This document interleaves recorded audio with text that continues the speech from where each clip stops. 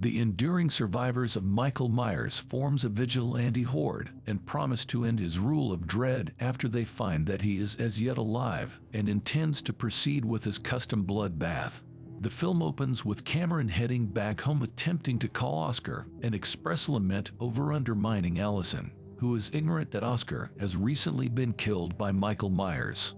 Cameron then, at that point, sees Sheriff Hawkins lying on the ground injured in the wake of being wounded by Dr. Sartain. Cameron goes to help him as Hawkins begins mumbling that he ought to have been the one to kill Michael.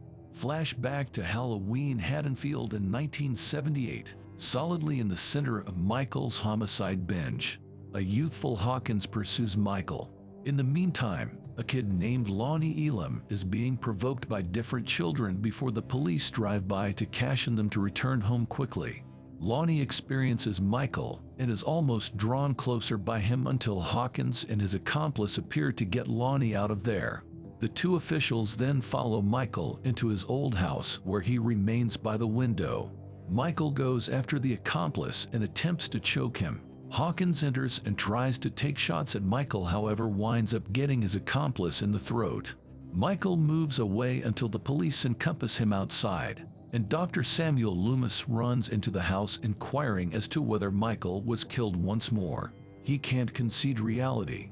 Forward to Halloween Haddonfield in 2018, where a couple, Marcus and Vanessa, are partaking in a date night when they are irritated by a noisy table behind them. Minutes after the fact, one of the men from the table is called up to the stage. It's Tommy Doyle, who accompanied individual survivors Lindsay Wallace, Marion Chambers, and a now grown-up Lonnie.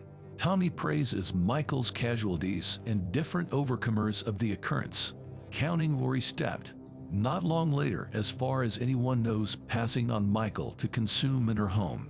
Lori is hurrying to the emergency clinic with Karen and Allison to treat her injuries. They see firemen making a beeline for the house, with Lori hollering for them to allow Michael to consume. At the point when the people on a call show up, one goes into the cellar where Michael rises out of a secret bureau. He gets a hatchet and kills the man prior to pulling another down with him. He leaves the consuming house and continues to butcher the other firemen. The group who finds them gives an admonition about Michael being free as a bird. Marcus and Vanessa join Tommy and his friends for a drink. They get alerts on their phones and see the news that Michael is out there, along with another inmate who escaped with him. Tommy tries to round up a small group of people to gather and fight back so that Michael can be killed for good.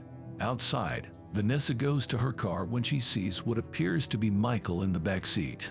She runs to get help, and Tommy approaches the vehicle, but the man inside drives the car away before crashing and getting away.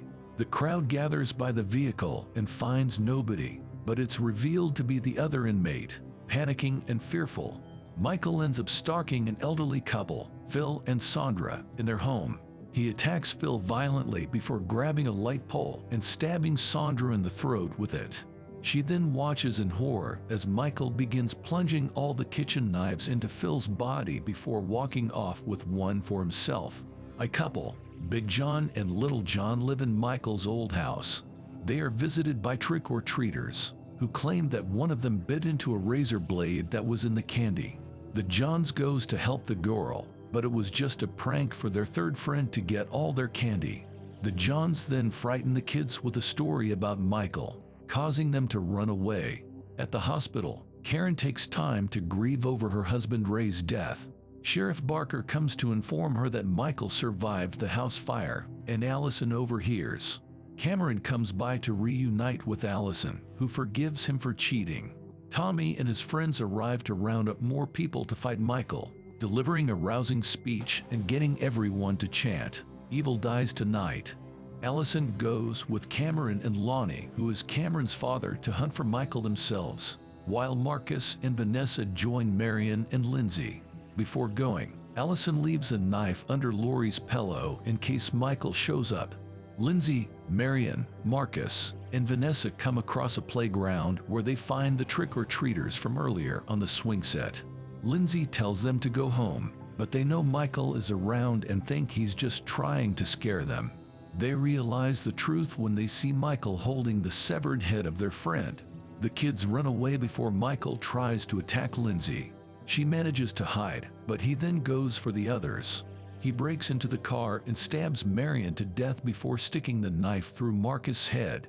Vanessa then tries to shoot at Michael, only to miss repeatedly, and then have Michael kick the car door toward her and cause her to shoot herself in the head. Back at the hospital, Lori wakes up, and Karen lies to her about Michael dying. Hawkins is then wheeled into the same room with Lori. After Karen leaves, Lori and Hawkins chat before both are given morphine to numb their pain. Later, Lori learns the truth and tries to go after Michael again. Allison, Cameron, and Lonnie come across the recent murder scene, finding the car empty, but also seeing that Michael left Marcus and Vanessa's bodies on a carousel with masks on, as well as leaving Marion's body hung up on the swing set with a mask as well. They find Lindsay alive but wounded and terrified.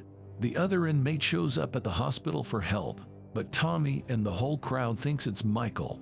They chase after him, but Karen manages to catch up to him and tries to help him, as she knows he is innocent.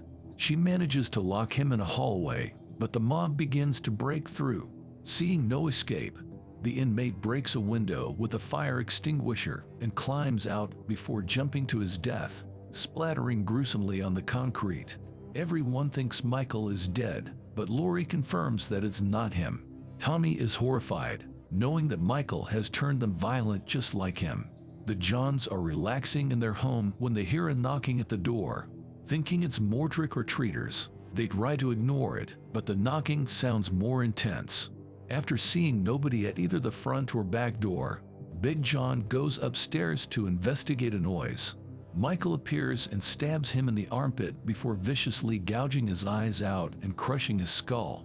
Little John finds his body and comes face to face with Michael before he is killed as well.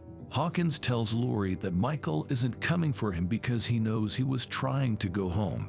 He recalls the night when he almost caught him, but he prevented another officer from shooting Michael in the head out of the belief that Michael was still human.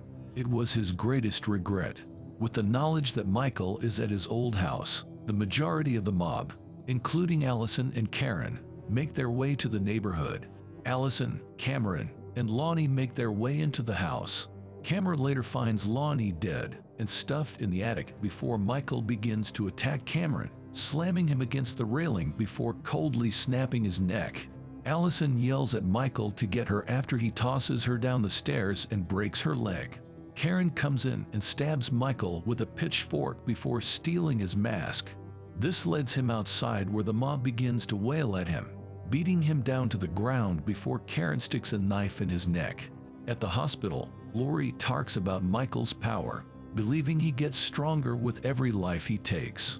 While this happens, Sheriff Brackett tries to be the one to put a bullet in Michael's head in retribution for him killing his kid daughter 40 years ago. Before Brackett can pull the trigger, Michael pulls the knife out of his neck and slashed Brackett before slaughtering the rest of the mob, ending with him impaling Tommy in the chest.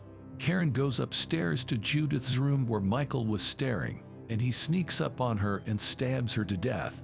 Lori calls Karen's phone, only to be answered by Michael breathing heavily, leading Lori to realize what he has done. She quietly tells him she is coming for him. Lori grabs her knife and starts walking out of the hospital, ready for the ultimate revenge. Thanks for watching. For more exciting movies, please subscribe by hitting the likes button.